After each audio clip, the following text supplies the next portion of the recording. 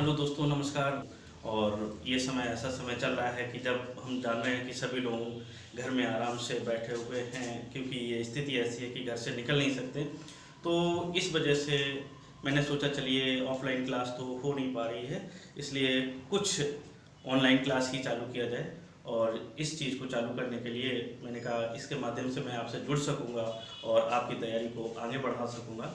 तो इसको देखते हुए मैंने कहा आप लोगों से जुड़ता हूँ। और ये मेरा ज्योग्राफी यानी भूगोल, मैं सोच रहा हूँ इसको प्रारंभ करें, आप लोगों के साथ डिस्कस करें। और ये पहला लेक्चर हम आपके सामने प्रस्तुत करते हैं। फ्रेंड्स, देखिए और बताइए कैसा लगा आप सभी लोगों को। तो ज्योग्राफी एक ऐसा सब्जेक्ट है जो कि बहुत हद तक हमारे कंपटीशन में पूछा जाता है।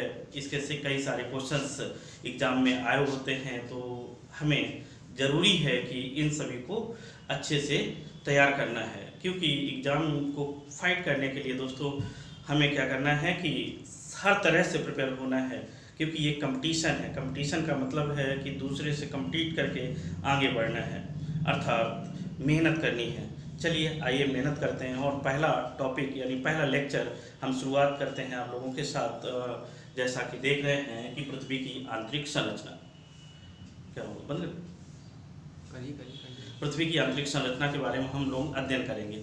चलिए, पृथ्वी की आंतरिक संरचना के बारे में अध्ययन करने से पहले हम जानते हैं कि पृथ्वी की सतह पर जो भी आज हम देख रहे हैं कैसी संरचना है, या पृथ्वी पे कहाँ उच्च है, कहाँ पे निम्न तल है, या कैसा प्राकृतिक वातावरण है, या कैसी वनस्पतियाँ हैं, इसमें बहुत हद तक हमारी पृथ्वी की आंतरिक संरचना यानी पृथ्वी के आंतरिक पदार्थों का या पृथ्वी के अंदर उपस्थित मटेरियल का प्रभाव रहता है।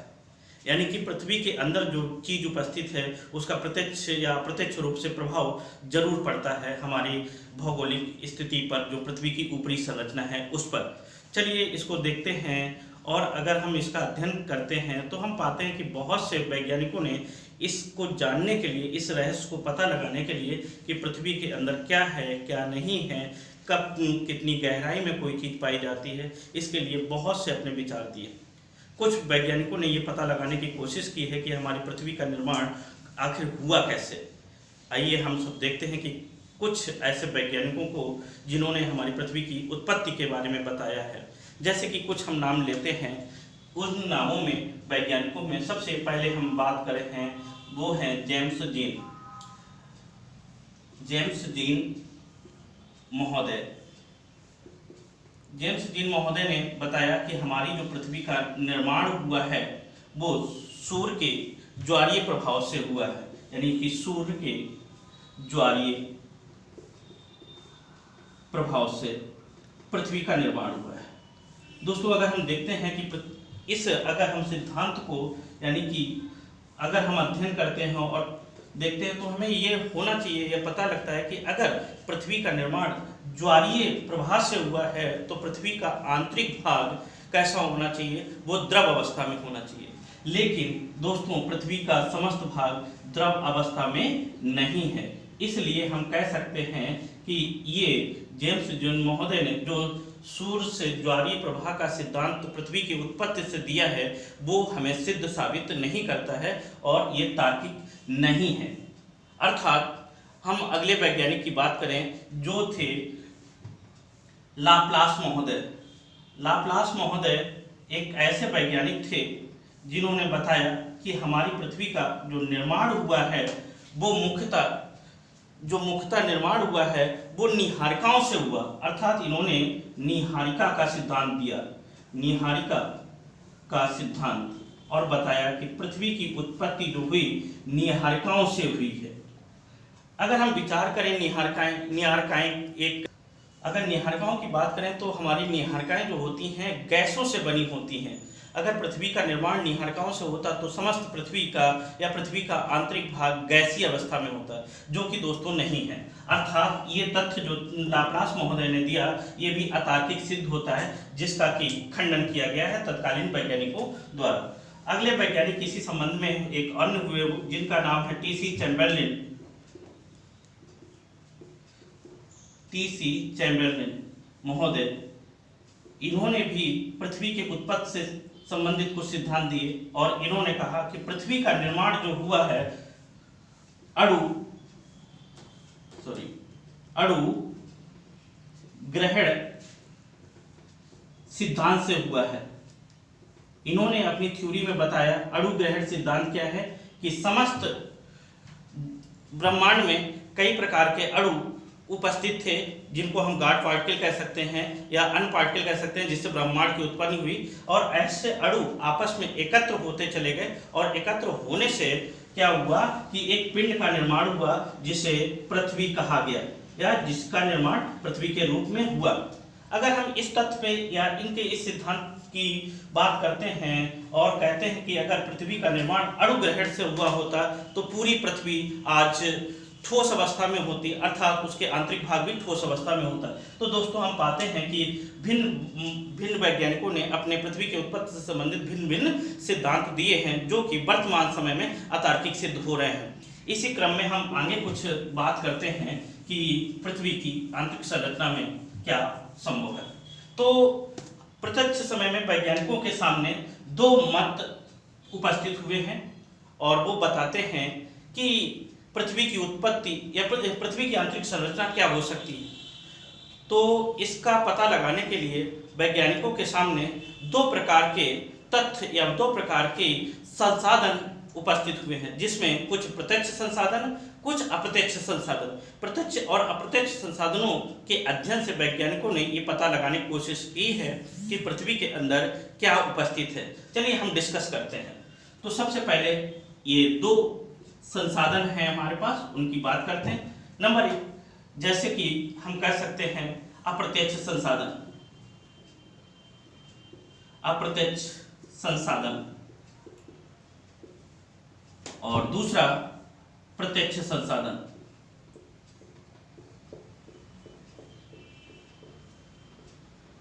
अगर हम बात करें अप्रत्यक्ष संसाधन की तो इसको हम कई भाग में देख सकते हैं, जैसे घनत्व, ताप, दाब। ये कुछ इकाइयां हैं जिसके आधार पर हम पृथ्वी के अंदर की आंतरिक संरचना का अध्ययन करने में सहायक समझते हैं। अगर हम बात करते हैं घनत्व की, पृथ्वी का घनत्व कितना है, पृथ्वी में कहाँ पे घनत्व कम हो रहा है, कहाँ पे ज़्यादा घनत्व हो रहा है और इसको बढ़ने या घटने का कारण क्या है, घनत्व क्या है। तो सबसे पहले हम देख लेते हैं कि घनत्व कहते किसे हैं। घनत्व प्रति एकांक आयतन में या प्रति एकांक इकाई आयतन में उपस्थित अणुओं की मात्रा को हम घनत्व कहते हैं।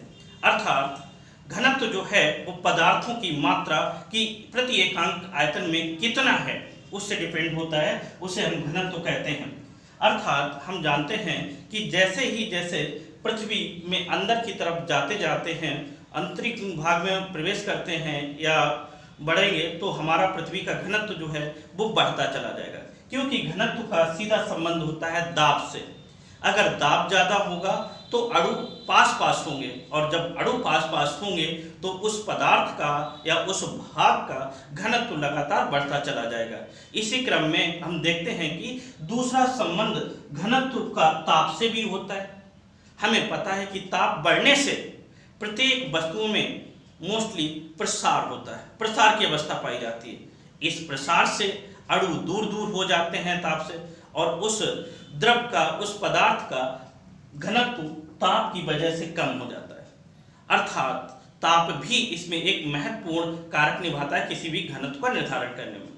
तो दोस्तों अगर हम पृथ्वी को लेते हैं और पृथ्वी का एक भाग उसमें से हम काटते हैं, एक सेक्टर लेते हैं, तो हम पाते हैं कि पृथ्वी का जैसे जैसे हम नीचे जाते हैं पृथ्वी का घनत्व यानी केंद्र की तरफ जाते हैं, पृथ्वी का घनत्व लगातार बढ़ता चला जाता है। अर्थात पृथ्वी का सबसे कम घनत्व पृथ्वी की भूपटपटी पे, उसके बाद पृथ्वी के आंतरिक भाग मेंटल का, फिर क्रोड का, ऐसे बढ़ता चला जाएगा।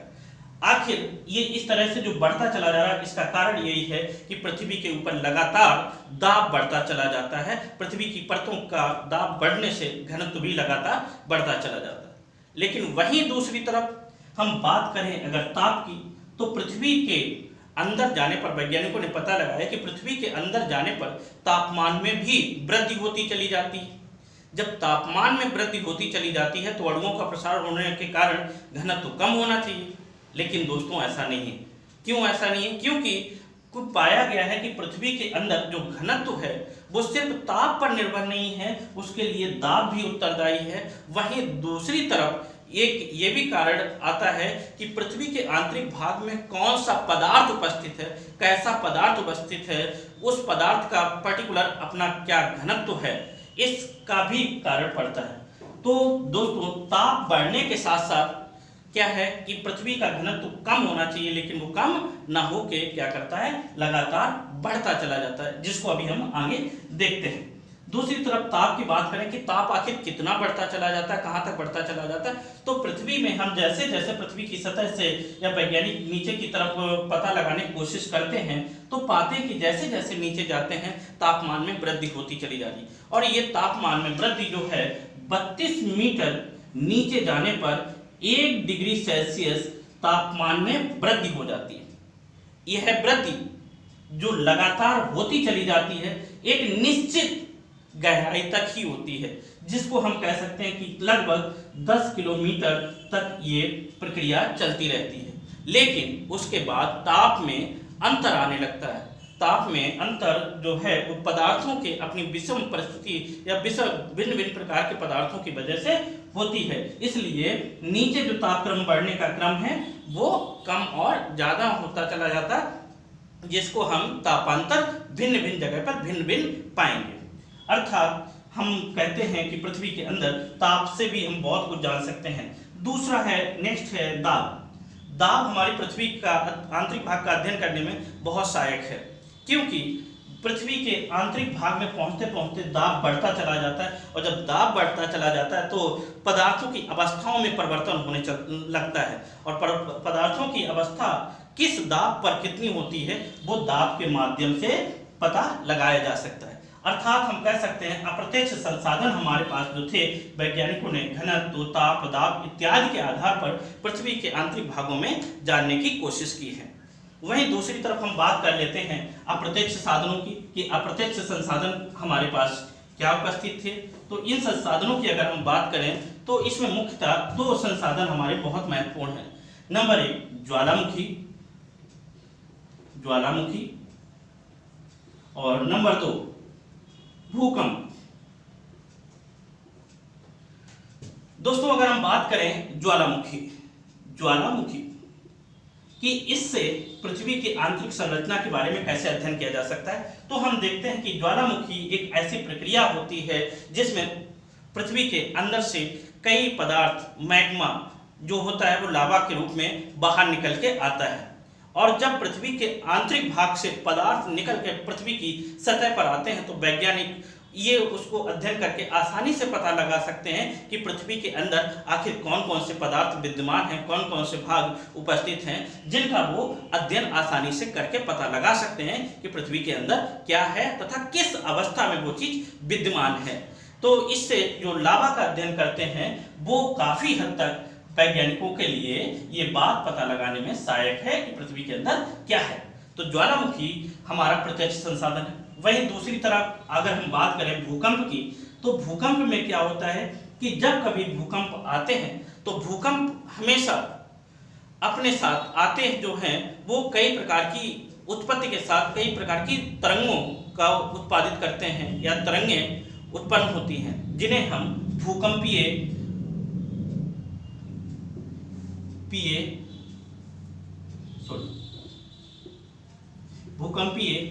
तरंगें कहते हैं।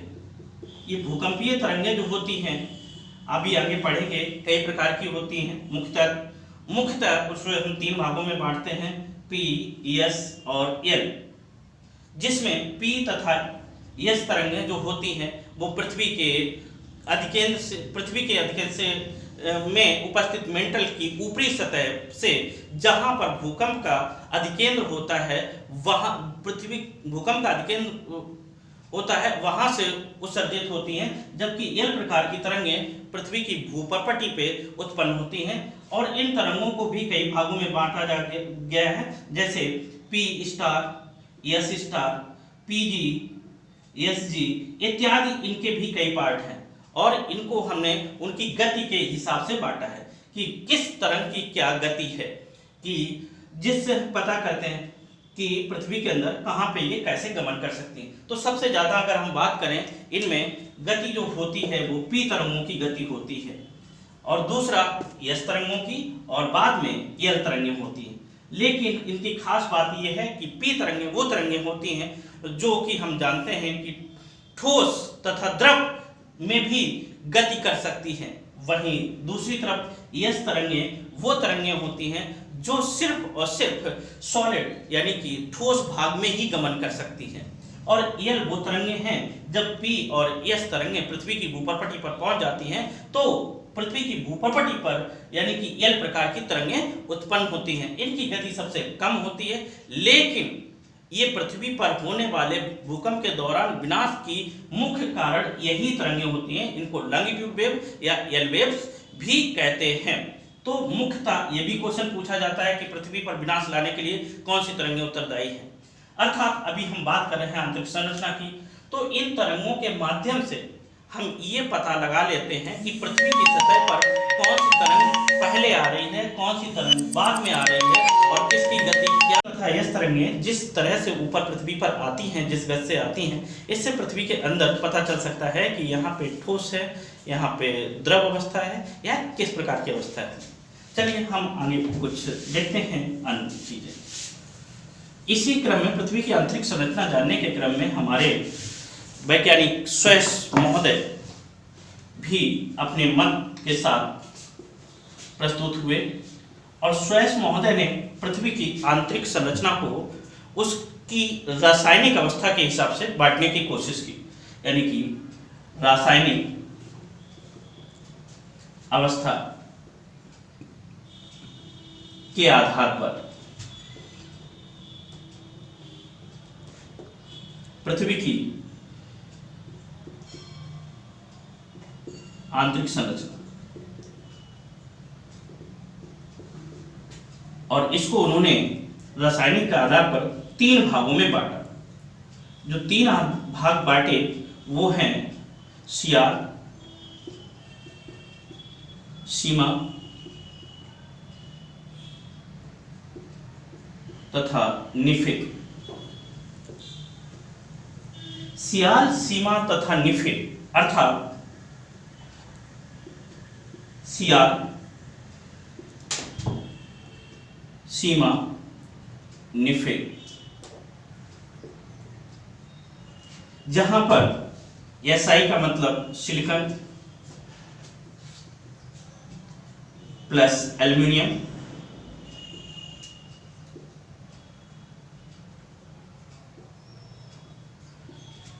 इधर सीमा में सिलिकॉन तथा मैग्नीशियम,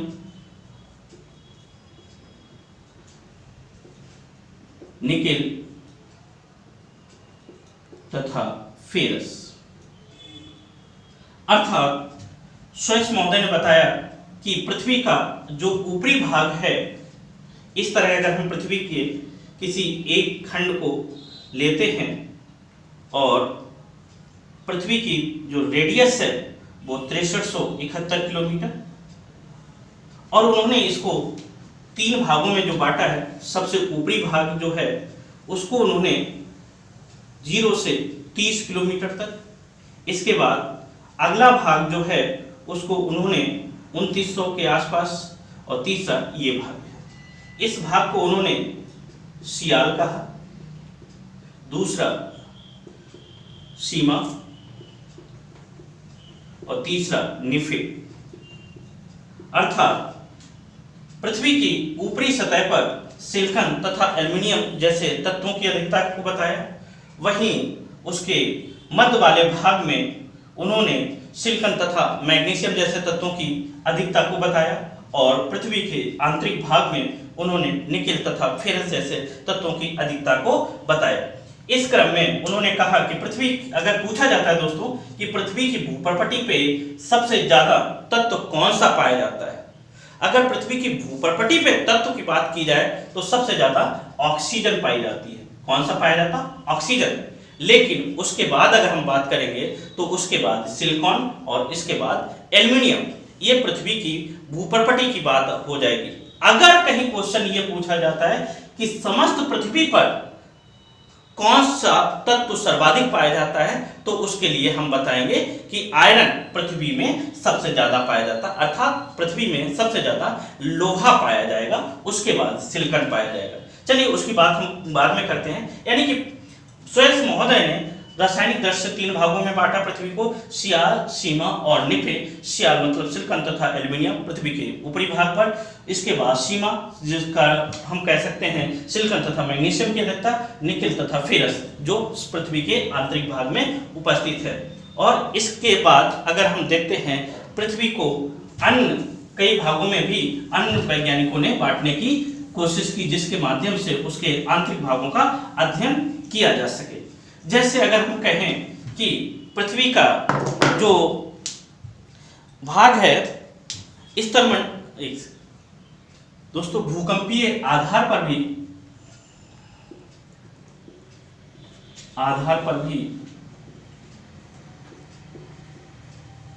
पृथ्वी की संरचना को जानने के लिए इसको 3 मुख्य भागों में बांटा गया। पहला पार्ट जो है उसको कहा गया स्थलमंडल,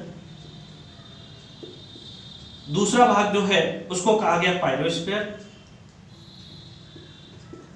पायरोस्फीयर, तीसरा पार्ट जो है वो है बैरिस्फीयर।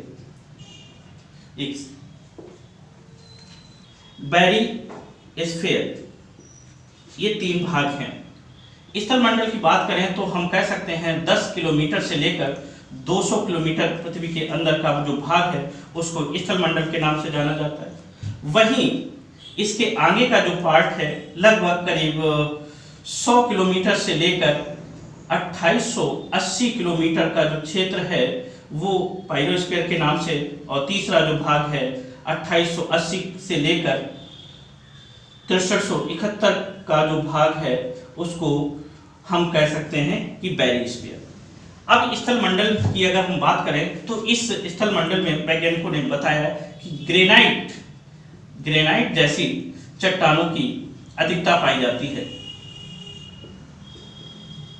ग्रेनाइट जैसी चट्टानें जो होती हैं वो अम्लीय स्वभाव की, ग्रेनाइट चट्टानें जो आग्नेय चट्टानों का ही एक पार्ट है, ये अम्लीय स्वभाव की है। अर्थात पृथ्वी पर ऊपर जो महाद्वीप वगैरह बने हुए हैं वो ग्रेनाइट प्रकार की चट्टानों से बने हुए हैं, अर्थात ये अम्लीय स्वभाव के होते हैं और इनका जो घनत्व होता है वो भी कम होता है। अगर हम इसका बात करेंगे, घनत्व जो होता है करीब 2.8 से लेकर 3 ग्राम प्रति सेंटीमीटर क्यूब होता है, अर्थात स्थलमंडल का घनत्व कम होता है, ग्रेनाइट जैसी चट्टानों से मिलकर बना होता है। वहीं हम पायरोस्फीयर की बात करें, पायरोस्फीयर जो है इसमें कुछ बेसाल्टिक चट्टानें तथा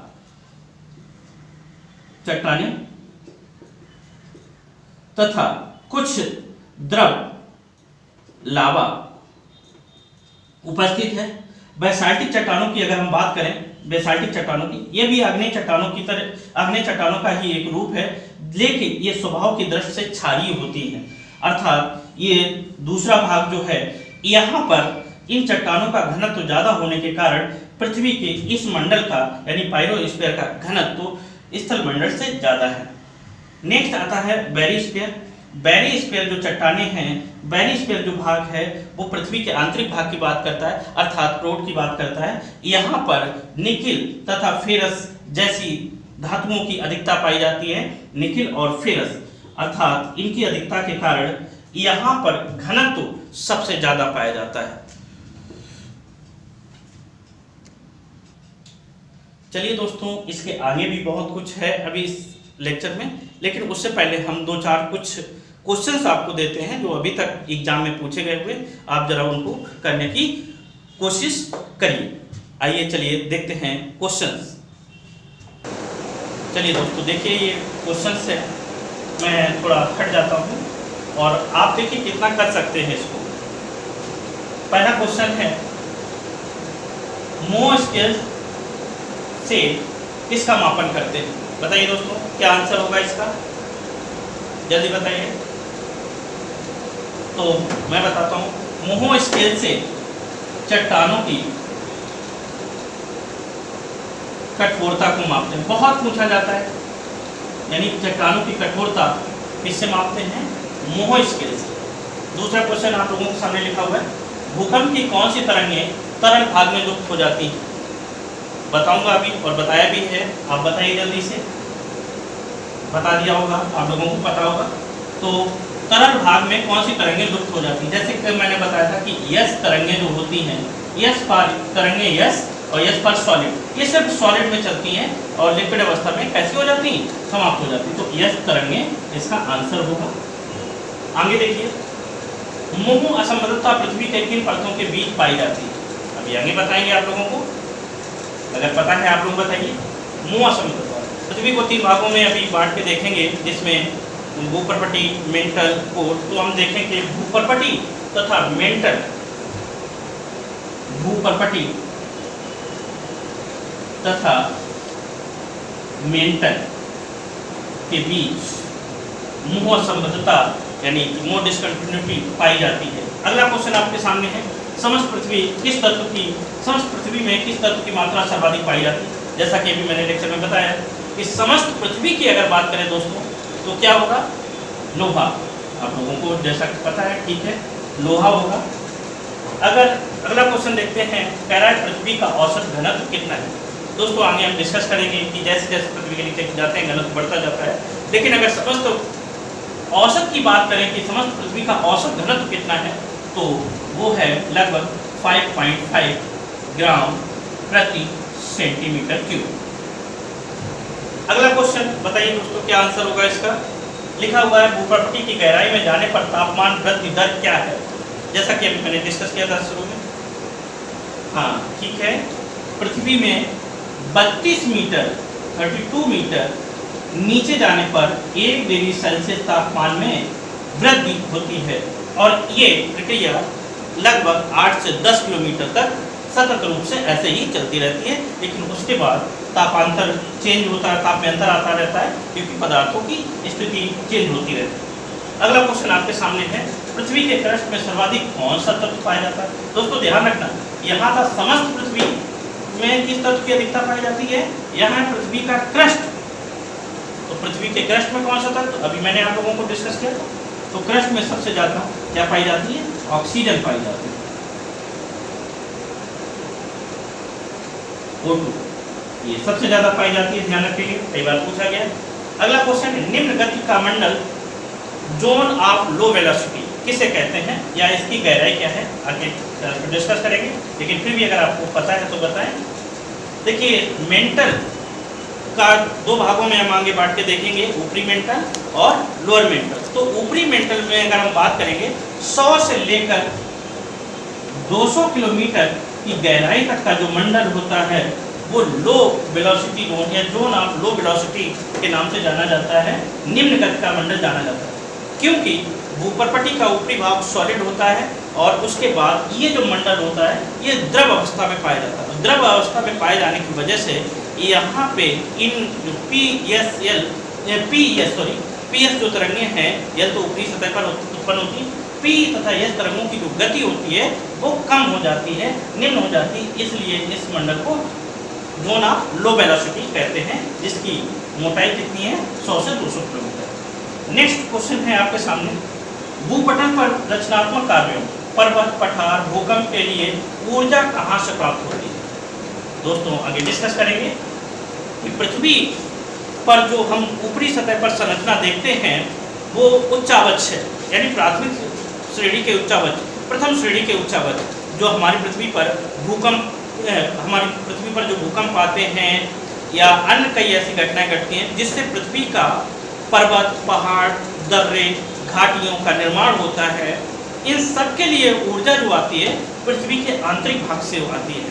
अर्थात पृथ्वी पर हमेशा क्या होता है कि उसकी रूप को बिगाड़ने के लिए नीचे से, पृथ्वी के नीचे से संवहनी ऊर्जा तरंगें, अभी बताऊंगा, मेंटल में चलती हैं, और उन ऊर्जा तरंगों के कारण ही क्या होता है कि पृथ्वी का रूप परिवर्तित होता रहता है, पर्वतों का, पहाड़ों का, दरारों का, घाटियों का निर्माण होता है, उनके बारे में डिस्कस करेंगे। अर्थात पर्वत, पहाड़, पठार के लिए ऊर्जा जो प्राप्त होती है, सम्वहनीय ऊर्जा तरंगें जो पृथ्वी के अंदर हैं उनसे प्राप्त होती है, यानी कि पृथ्वी के अंदर से, पृथ्वी के अंदर से ऊर्जा प्राप्त होती है, अंदरी भाग से, यानी कि इसका आंसर हो गया। अगला क्वेश्चन है दोस्तों, पृथ्वी के क्रस्ट में मुख्यतः कौन सी चट्टान पाई जाती है?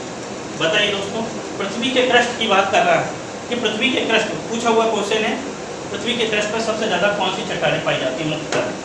तो हमें पता है कि अभी डिस्कस किया था, पृथ्वी की चट्टानों पे मुख्यतः ग्रेनाइट प्रकार की चट्टानें पाई जाती है। पृथ्वी की भूपटि का जो ऊपरी सतह है वहाँ पर कुछ अपसादी चट्टानें पाई जाती हैं, उसके बाद यानी कि वो गहराई के बाद, यानी कि ये गहराई ज़्यादा से ज़्यादा 5 किलोमीटर हो सकती है 0 से 5, और लेकिन उसके बाद जो चट्टानें पाई जाती हैं वो ग्रेनाइट प्रकार की चट्टानें पाई जाती हैं।